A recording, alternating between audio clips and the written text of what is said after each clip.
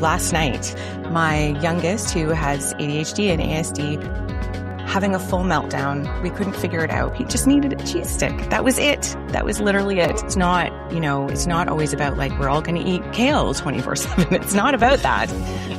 But it really became apparent that there's a barrier here for a lot of us. Why can't we eat regular? Why do we forget? What's going on? This is Quick Wins for ADHD Moms. Hey, I'm Jessica Lynn Lewis, voiceover artist, photographer, ADHD mom with ADHD kids.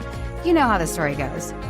I'm curious about how to design a life that works with your brain. Now that we're figuring out it works a little different. So on this show, we talk to a wide range of guests about ADHD, overwhelm, stress, and anxiety, and how all of it plays out in real life. I believe our mind, body, and spirit are all connected, and we're just here to figure out how all of these pieces fit. And design is something that actually works. Well, I am so excited to have Amy Jones on the show today. Amy, how are you doing? I'm so great. I'm so excited to be here. Thank you so much, Jessica. Absolutely. We were just talking before the show and I'm like, I need to record all this because she just has so much good information. So I'm really excited for you guys to all meet her. Amy, we always start off our show with a quick win for an ADHD mom. You are an ADHD mom. What has worked for you? Or do you have like a personal tip or story that helped you through something? Yeah, definitely. Last night, my youngest, who has ADHD and ASD, having a full meltdown. We couldn't figure it out, both my husband and I, and he was so dysregulated, he couldn't figure it out himself. Like, I don't think he could put it into words, and he's about 10. There was a point, I don't even know how I got there, but and I was dysregulated and anxious and worried and starting to escalate in terms of my nervous system reactions. And I was like, I think his blood glucose levels have just dropped. I think he might just need a cheese stick to help him recenter and actually get some, energy into his cells. And he totally did that. Once we did that, I had a shift because I was like, oh my gosh, I feel better. I can regulate myself and have that co-regulation thing happen with him because now he just needed a cheese stick. That was it. That was literally it. Isn't that funny how we look at it and we think, it's like such a behavioral issue. Like we've got to fix the behavior. And you think, you know what? Maybe we need to look at nutrition and just like, here's a cheese stick. And I've done that. I'm like, oh my goodness. When we talked about this before, when was the last time I ate? Or what did I eat that is like making me feel all like crazy and like more than normal? Yeah. Right. Yeah. It's a huge piece of it. And I think it's not even about the what, it's about the how often and how consistent, like how regularly we're eating, I think, especially for ADHDers and ADHD moms also. Yeah. And we're going to dive into that a little bit, but I would love to hear more about you personally, like your background and your story. I was reading about on your website and I was like, oh my gosh, that's me. Oh my gosh. Yes, I relate to that. Oh my goodness. And then you've just built this whole business around your story, really. And it's fascinating. So I'd love to hear wherever you want to start on your ADHD journey. Oof. It's been a long journey. And I think for a lot of us, especially late diagnosed moms, it's kind of where I'm coming from here.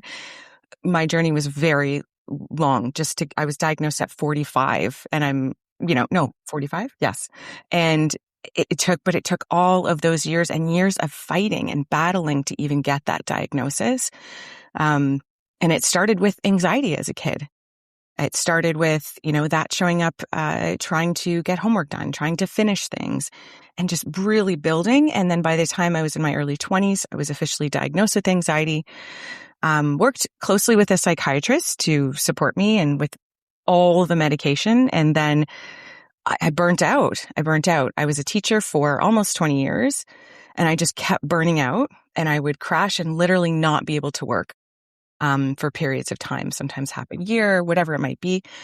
We cycled through every single medication possible for anxiety and depression. Then I was diagnosed with BPD, Which is borderline personality disorder. What a lovely name. because they're just like, we don't know. Yeah, They're just throwing things, label. Yeah. And then I'm like, okay, so I went through, done every type of therapy on the planet, every medication. And then at that time, he was about 5 and 6. He was diagnosed with ADHD and ASD. And then actually a couple of years prior to that, my oldest son was diagnosed with SPD, so sensory processing disorder. And I was just like, wait a second. This is really hereditary. What's going on here? Does my husband have this? Do I have this? No. And my husband's he's a tax professional, like accounting. So I'm like, it's not him. It could be, but I think it's me. And that's when I was like, wait a second. And the more I dove into this, I was just floored. I was like, well, this is me and this is me. And especially around, it's not about the DSM-5 in terms of diagnostic criteria. It was really about other women talking about their experiences similar to mine, who were then officially diagnosed with ADHD later on, and how it looks so different for girls and for women. And that's what led me here. So knowing that, I was like, I can't keep burning out on this. This is not the career for me, even though I wanted to be a teacher from the time I was like 6 years old.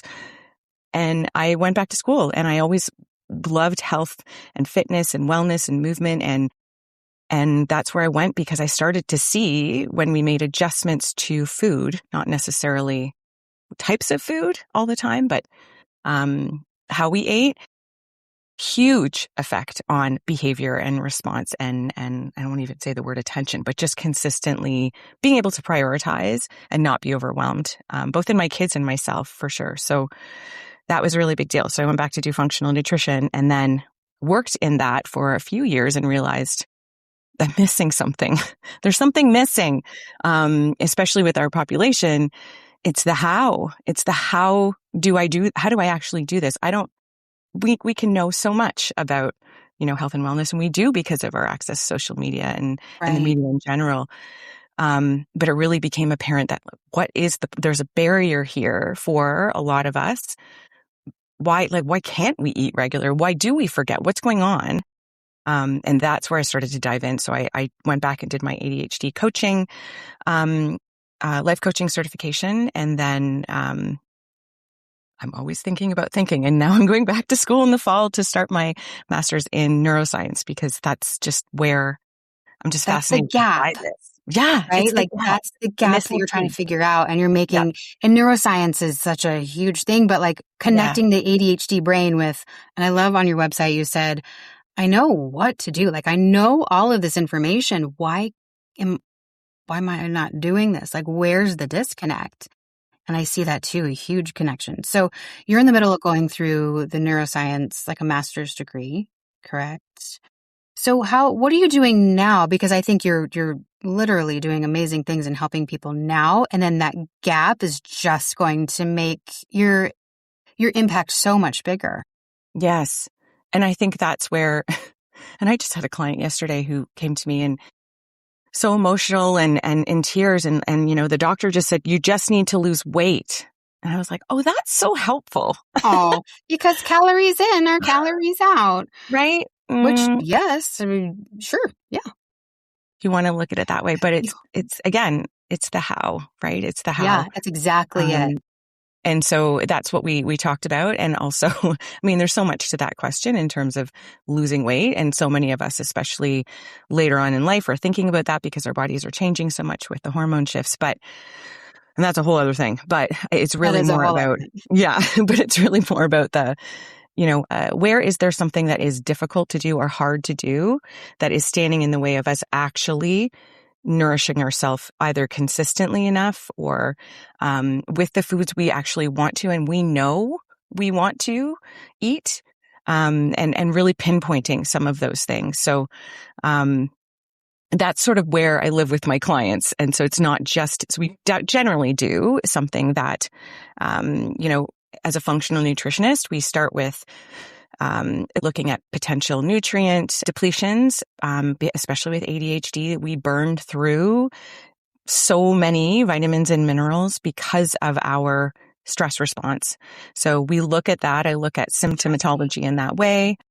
We break that down so that we have that baseline and where to move from. And then we look at mapping your day. What does your day look like? What does your week look like? And then we start to pinpoint where things are hard, where we fall off, why we're not being consistent. And I think I struggle sometimes because I really dig into specific moments, and they're like, but this doesn't matter. I'll just do it. I'll just do it. I'm like, no, if you just did it, then you would have already done it. So you wouldn't be talking to me right now. no. So that's the thing. So that's where I'm always digging further, and they get annoyed at me, but that's the missing piece. That's the gap, right? Yeah. And we don't like to think deep. Well, I can't say this about everybody, but I'm a big picture thinker, right? We're visionaries. And so for us to go, well, I don't know. I don't know what I eat in a day. Well, write it down. Write it down. Are you kidding me? But that reflection, stopping, which is hard, stopping to think back, really hard. And that's what you're forcing people to do is let's take a look at that. And that's fascinating. So, working with a lot of clients, where do you see a lot of the similar patterns that people have, or is everybody completely different? I think definitely there's an element to everybody being completely different. I don't think, any sort of system built with a client is never the same as anyone else's, but there's often commonalities, I think, between definitely consistently eating in the morning, and then eating throughout the day. But it's often that 3 p.m. drop off that we all feel, right? You don't have to be neurodivergent to feel that. But I think it's more about, it's a signal. And I'm always saying to them, this is data. If you're feeling drained at this point, either cognitively, your brain fog or whatever might be going on, or even just energy fatigue, physical fatigue, it's a sign that you did not fuel enough earlier. And then that's a place where we'll start to figure that out. And why is that happening? And how do we support you with that? What works for you? But that's it. It's this data piece around, and it's this commonality that I often see, especially with women. And then by the time we get home, because we're already fatigued, we have made 1 bazillion decisions. We have we have decision fatigue and very little cognitive resources left, right? In terms of executive function. And then we're like, okay, dinner. And if you didn't think about it earlier, then you're standing there and everybody's yelling, or depending on what your situation is and what's for dinner happens. And you just are like, my gosh. And then that's when it becomes enormous. And that's when we step into that shame spiral often. Why can't I'm not a good mom. Why can't I just figure this out? All of that stuff comes into it, but we turn around and put it on ourselves. It becomes a moral or value issue when it's actually just because it's physiology. Your glucose has dipped, right? Your brain is releasing all these stress hormones to compensate for this. We become more reactive. We're less able to initiate or plan or just figure things out, right? All of it is physiological, biological. It's not, it's not always this fact. Yes, with ADHD for sure, those things are going to be different and a bit more challenging, definitely. But I think across the board for everyone, this is a huge one. So eating consistently throughout the day for sure. Yeah. And I'm sure culture plays a part of that too, just with all right, now it's this. Okay, now we got this. Now we got to get the kids ready, make sure they have all their sports stuff. Okay, get it in the car. Oh crap, did we eat? Yeah. Did we eat? Shoot, what are we going to eat now? Yeah. Grab the protein bars, grab the protein drink. We ran out. Okay, we're out of protein stuff. Okay. And it's grab the chip bag, go. And then just, the whole evening is gone at that point. Yeah. Yeah. And that's so real. And I think I actually really like the grab the protein bars and grab the protein drinks. It's not great when they're not there. But right. I think those are, great options. And I think those are really important things to build in. And that's kind of what we do is give her permission for us to build in lower capacity, kind of defaults. So especially on a day where things might be really stressful or maybe something's happened, it's unpredictable, we are prepared. We have something, or we have a default, whatever it is, that we can go to, and we know, and it's going to reduce a lot of that sort of the stress, the cognitive load Yeah. of it, knowing that. So there's lots of different ways that we look at that for sure. Yeah. But I think It's like the that's really cheese stick. important. Yeah, the cheese stick, right? Having those things, it's not, it's not always about like, we're all going to eat kale 24/7. It's not about that. It's more about, the priority here is eating consistently to keep our blood sugar levels at a point where we don't tank and stress out our stress hormones, essentially, right? Our poor adrenal glands pumping all of this out. Yet again, it's that dip, and then we crash. And then that is where we often see the behavioral pieces around all of this, around the All way the that we feel. relationships and Yeah, communication and all yeah, those normal things that just mhm, are elevated because yeah, we just need to support our bodies ourselves. yeah, yeah. I have so many questions. Um, I would I would love to hear some of those defaults. Like, what are those things that you default to? Because I feel like, as a mom, you're like, okay, I want to figure this out. Like, I want to meet with Amy and I want to look at my day and I want to figure all this out. But I have to schedule time. I have to think about that later. But what are some defaults to help build that foundation Hmm. to be able to create a little bit more space so that they can kind of dive into this more? Yeah. So I think it's really thinking about how do we reduce the decision volume around food for you, for your family, and that routine. So it's not, when I'm talking about having things ready or we are prepared, I'm not talking about, I don't know, prepping for 6 hours on a Sunday. That's not something we do. I've never done that. I could never do that. Yeah, Um, some people love it. That's great. Go for it. don't But it's love it. really, no, like, I so like I've done it because I think it helps, but I'm like, I'm getting in a burnout cycle here. yeah, yeah, absolutely. And then often too, especially if there are sensory issues or when we think about our capacity level, I always talk about capacity. Mhm. We might not want the thing we made on Sunday on that day because of whatever level that we're at in terms of that capacity. So I really push my clients to think about like, where am I? Level 1, level 2, level 3. So capacity level 1 is like just drained. Maybe everything was thrown at you. Things happened that were unexpected. You're exhausted. You have to run out the door. So what are we going to do to support you and your family so that you have something in those moments and you don't have to add figuring this out, food out? No more decisions. Yeah. Nope. Right. And then that can be specific. So it's not necessarily me giving you an example, but it could be, they always have, so every week on the grocery list, we have a default grocery list, and every week we order or we buy, depending on if we're getting groceries delivered, which I'm a big fan of, a roast chicken or whatever, something that, the family generally will eat. Maybe there's, a bag salad, maybe there, access to, it could just be, gosh, frozen French fries. Like, it's fine, people. We can just chuck it in the oven or chuck it in the air fryer and everybody's eaten something and we can go. And that's great. And you always have it. And, that has its own challenges, but that default grocery list is kind of a way to do that. But, and then capacity level 2 might be you can do a little bit. Maybe you can do some cooking, but, not much. And so we sort of build something around what that looks like. And then capacity 3 might be like, you know what, today was a great day, or maybe it's a weekend and you feel like it and you saw a recipe and you wanted to go for it. Awesome. But it's that, especially with us, that interoceptive awareness piece where we're like, and then the shame that comes with it, especially as a Mhm. mom, that I should be doing these things or I should be able to do this even when Mhm. we're depleted and exhausted. And I think that there's always a huge shift, I think, in everyone when we start to dig into some of this, for sure. Yeah. What level am I right now? What is my capacity?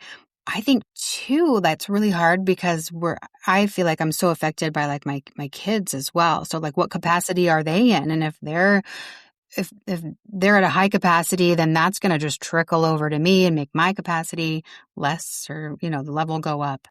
And I love that you have such a good background, the physiology part and the overwhelm and the adrenal glands and like all of that, because it's not, again, it's not like, oh, just a behavioral issue. Let's fix that. No, this is like all connected. What are some signs that okay, I'm getting depleted. Like I'm going to a level 1 emergency pretty quickly. Yeah. Physiologically, I think sometimes we'll be agitated, irritated. The way that we're speaking can, increase in terms of speed or intensity. Just reactivity to what might be going on in the environment. That sensory piece for some of us can be very telling. For me, it is. So even things like sounds, like loud sounds or lights, or suddenly my tag is irritating me on the inside of my shirt. There's some sort of level of sensitivity that starts to show. And then it can be, again, just that reactivity in relationships, what we're saying that we wouldn't have normally said, right? Or moving very quickly. Sometimes we see that. Could be sweating, could be shaky, could be a total exhaustion, like you just can't even move, or that brain fog piece, like no matter how many times you read that sentence, it's not going in your brain. All of those are pretty good signs that there's a fuel issue happening. So I think that's a good clue. And then again, that's data. So then we're like, okay, if I'm feeling this now, what happened? When was the last time I ate? How many hours was it? And how do we fix that? We need to go back and look at the morning and the lunchtime-ish area, and then we keep going. But it's different. Some people love to have 3 separate meals and they don't snack in the middle. Other people need like mini meals. We don't even call them like breakfast, lunch, and dinner. It's just, sometimes it's like you save half your leftovers from dinner and that's what you eat for breakfast. And then we'd eat something again at, 10 or 11, because that's when you start to notice some of these things. And that could be half your lunch and you spread that over. And then we think about, I always call it a bridge snack around 3 p.m. And a bridge snack could be like 4 almonds, Oh, it doesn't, that is really simple. Yeah. So simple. Just something, and it's not, and you may not be hungry. Often we find that too. Sometimes we're just not hungry. It's not appetizing, but I'm like, take your medicine, 4 almonds. And because that is going to be the difference between, you trying to figure out dinner if you didn't already, and doing it with, and being able to manage your children's emotions and manage whatever is happening at home when you get there, in the evening. I think it's huge. It's huge. It can make a really big difference. And we underestimate it because that physiological piece, we don't think it's related, that behavior. No, to make that connection doesn't make sense, because like, well, but I'm not hungry. Yeah. Like, why would I eat something if I'm not hungry right now? Yeah. But I like, just take 4 almonds, because that's what's going to give you that energy to get through. And I think kids too, like my kids are like, but I'm not hungry. I don't want to eat anything. I don't know what I want to eat. I don't know. And they open up the fridge and they look at the fridge, and then the fridge starts beeping. I'm like, close the doors. And just stare at everything. I mean, do you have something in your fridge that your kids are like always just the go-to? Yeah. Okay. And so this is a whole other piece. So, we actually have a component of working. When I work with my clients, we call it fridge architecture, or pantry architecture. So that's what we design is, so the shelves that we normally see and the drawers that we normally see for like the crisper drawers for vegetables and fruit, we do not put vegetables and fruit in there, because that's where they go to die. That's where they go to die. And they're melted at the back. You can't see it. So we take out, and we put on, especially for our kids, like whatever is their eye level. So that might be, you have to lower if you have, depending on what your fridge structure looks like, and you can reorganize things. So wherever their eye level is, in clear containers, if there is cut up fruit, pre-washed fruit, or veggies or whatever it might be, maybe there's, protein sources that are easy to access. My youngest just loves salami, and applesauce. So this is what we do, right? And so it's right there, and he can see it's grabbed. It's not hidden anywhere. He just grabs it and goes, right? For us, same thing. So whatever that, or if we're putting together a meal, it's these types of things in clear containers right at our eye level. Anything that, a pear that might be about to die because it was on the counter, you put it right in front of you in the fridge, and then it's easy, right? it's about that convenience, and then putting things like condiments or other things we don't necessarily need in those drawers, or getting rid of them altogether, right? Like, Condiments in the yeah, veggie drawer? yeah, yep, Never would have thought about that because that clears up space then, depending yeah, on your fridge on the side for yeah. more gravel, celery sticks or something. Hmm. I Or like never even thought of that. I often use, oh gosh, I think they're called Lazy Lazy Susan. Susans? Yeah. Yeah, like whatever the Turntable turning tray. things. Yeah, the turntable. And so a bunch of those, even it could be on the very top shelf or wherever that you don't necessarily use all the time, but then you don't have to like dig in. And I'm short, so I can't reach that part. I need to be able to see it. Yeah. So, you can turn it. So it's more about how do we reduce the cognitive load every time we open the Yeah. fridge? Because if we have to put it together or wash it or chop it, and especially our kids are not going to do that. So, and then we have to build the system to when do we do that, right? We're not spending 6 hours on a Sunday. So that's the other piece of it too, for sure. Yeah. And Yeah. okay, so I'm walking through this in my brain. You get the groceries or have it delivered. I love doing the pickup. I wish when my kids were infants that grocery pickup was a thing. Because it's like dragging kids into the grocery store and getting milk. Like all I need is milk and eggs.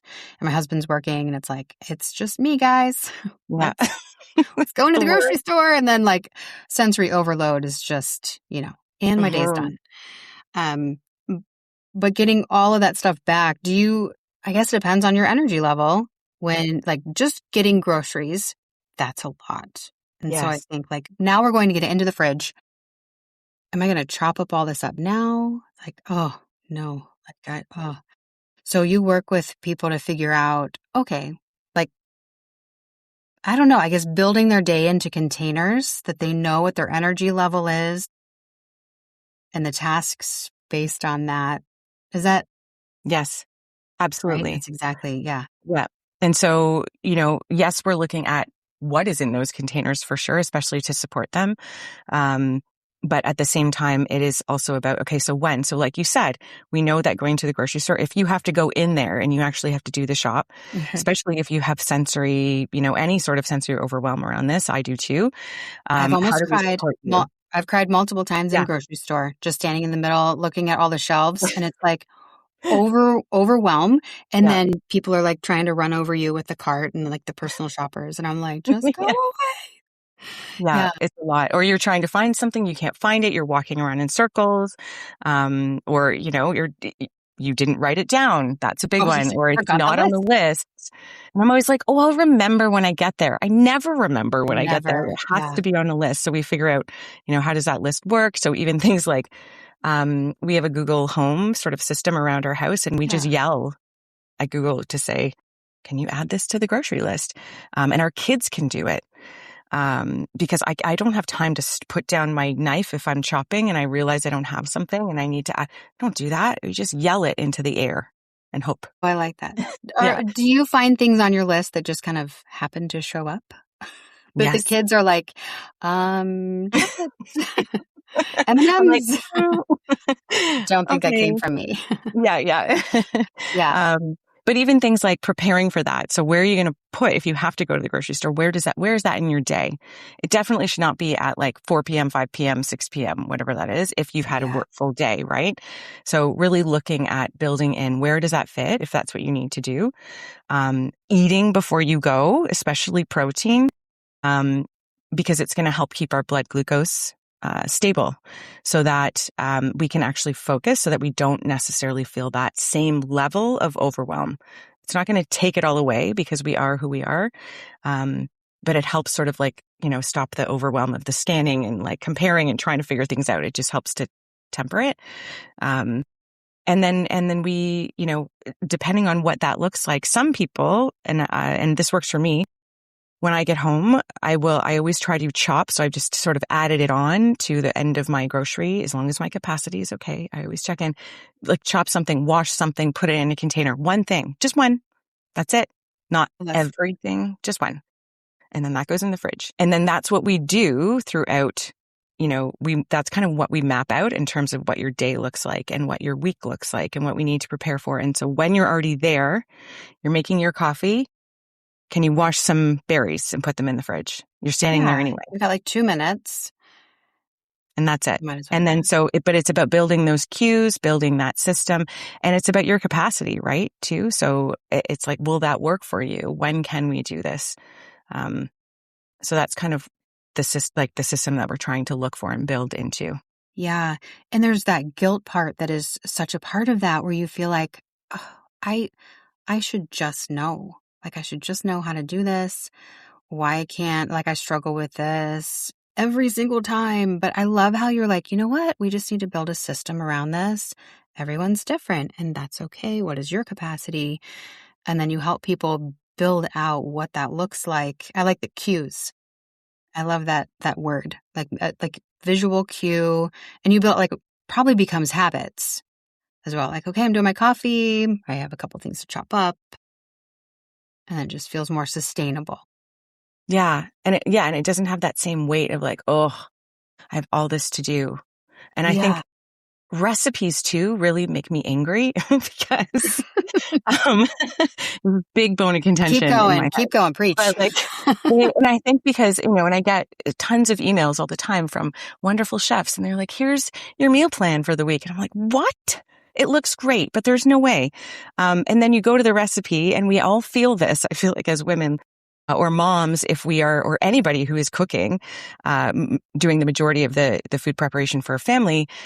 And I enjoy, all of doing this, but you go to a recipe like, oh, this is so great. And then all of a sudden I'm toggling back between like, how much of this ingredient was there? And I'm going back and forth between the instructions and the quantities or whatever that list is. And I'm like, I have no idea. And then I'm running around here and I'm like, should I do this first? What do I do first? I don't know. I got to measure this. I have to read this again. Hate it. So part of what I also do is if there are things like that where somebody wants recipes or wants a meal plan, I don't usually make meal plans for anyone. But we break down recipes in a way that actually flows. So, step 1 is this, step 2 is this. We have everything ready. We don't toggle. And it's written in a way that works for them or visualized in a way that works for them. So sometimes it's in photos that they sort of build together, or themselves. And we build it together. And so that then they have that, it's paper, it's printed, it's not on your phone, you're not squinting at anything. And it's there, it's out, it's visual, it becomes easier. It makes the flow in that process a little bit easier. But gosh, it's a huge thing. And we feel so much shame around, we should just be able to do whatever this wonderful mom chef is doing with her family and go through these recipes and do everything for 6 hours on a Sunday. Like, no, we should not. You don't have to do that. There's a way easier way. Take that guilt off. Yeah. You can still provide great nutritious meals for your family without having 10 different recipes. No. And and so we really focus on meal assembly more than assembling ingredients and really figuring out ways that we can make sure that those ingredients are, low decision. They're visual. They're right in front of you, either in your fridge or in your pantry. And you don't have to think and exactly, you can just grab. This is what I do. Done. Heat it up, or maybe it's boil some pasta, and that's literally all you're doing. Because you have everything else ready already. Yeah. That's the idea. I wish I would have known all this 20 years ago. Our oldest is 19 now, and it's like, this would have saved so much of that guilt and shame and exhaustion. Mm-hmm. Yeah. And also supporting your kids too, because then they see that it's not that hard and that they can just do it themselves, making sure that it's available for them to do too. So that also takes burden off of us as moms too, right? Yeah, absolutely. Trying to teach our kids, like my daughter, don't get overwhelmed with all of this. Just here's a protein, here's a vegetable, it doesn't have to look beautiful. Although my son is he loves making his burritos look like he sprinkles cilantro and he likes to have everything out, but they're all so different. Yeah. There's just, go ahead. No. I'm just going to say to each their own, if that's something that feels restorative or feels, doesn't drain your capacity in that sense, then do that, please. The idea here is that we're planning for your worst day and not your best day where you think you can do all the things, if that makes sense, you know? Yeah, that does make sense. So plan Yeah. for your worst day, and then it just eases all of those decisions throughout the Yeah. day. Yeah. Yeah. If you were to look back at yourself 15 years ago, what advice would you give yourself?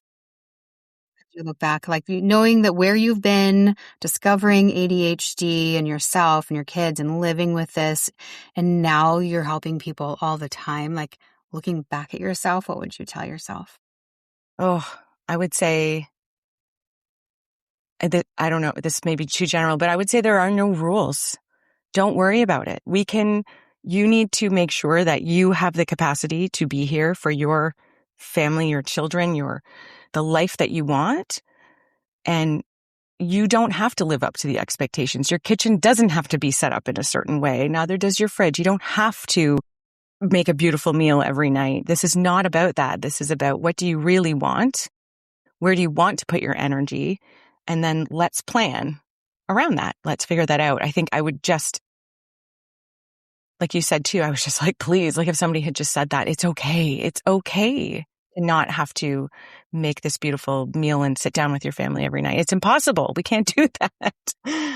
Yeah.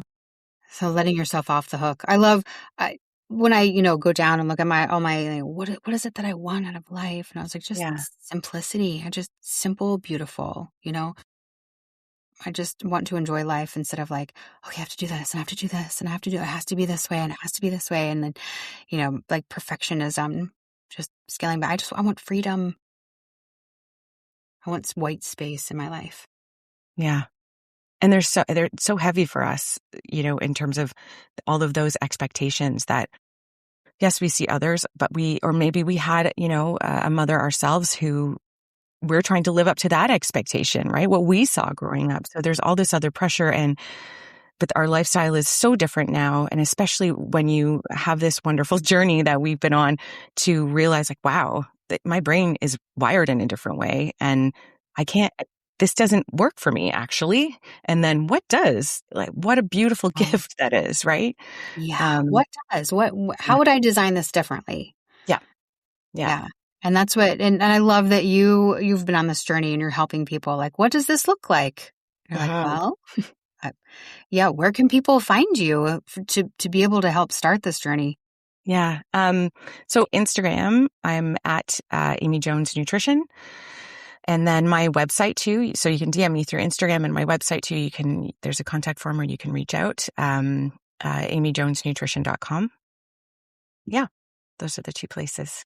Perfect. And I'll have those in the show notes so you guys can connect with her, find her, follow her on Instagram. I'm on your Instagram right now. And you just like, how do you do all of these videos and put this all together?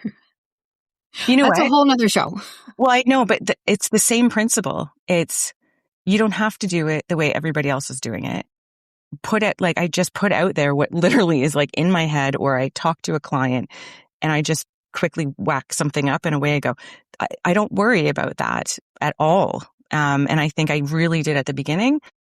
And it's the same with the work that I do with my clients. It's just, what do Instagram's kind of like a resume, right? A lot of people check that to see if, what you're about. So it's important, definitely for my business, but I need to be real and authentic. And I also don't want to spend 70 hours making reels a week. So, right. So I think it's that same level of like, what's my capacity today? Do I even have the capacity to do something like that? And I'm always checking in that way. And I don't post a ton and I don't follow all the social media rules, but I don't care.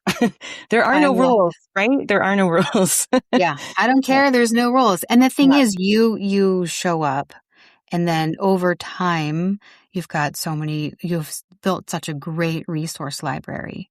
And it's you just being authentic, and talking with someone and not having the pressure. All right. Thank you. I needed to hear that today. Yeah. Yeah. On my schedule this week, I need to put together 6 Instagram posts and and then it's just like, don't tell me what to do. Totally. Right. You're yelling at the list. Yeah. The list that I put together. Totally. Well, again, Amy, thank you so much for your time and your story. And I think there's just so many moms who feel like this. I'm like, am I crazy? Like, no, there's a lot of us. And I'm hoping that we all just are able to come together and share these little tips, like grab a cheese stick, put condiments in your vegetable drawer. Like for me, I'm like, I'm going to go upstairs and put all my condiments in the vegetable drawer. Yeah. Or like pull the drawers out. You don't need them if that's where, and put other stuff in there, or other clear bins, clear, so we can see it, Clear that bins. kind of thing. Yeah. Yeah, that's huge. Yeah. Visual. So, well, Mm-hmm. thank you again, Amy. I appreciate your time. Yeah. Thank you so much. And thank you for all you do to support us and make us feel like we're not alone in all of this, Thanks so much for spending time with us today on Quick Wins for ADHD Moms. Take one thing from this episode, one small quick win, and design something that maybe works for you this week. That's the idea behind this whole show, is embracing small shifts built for the way your brain is actually working. You can also check out our dopamine hit list for a list of healthy dopamine hits for your ADHD brain. Just simple things you maybe didn't even know were a dopamine hit. You can get it for free right now at theadhdmom.com/dopamine. That's theadhdmom.com/dopamine. Have a beautiful week, and I'll see you next time. Keep designing.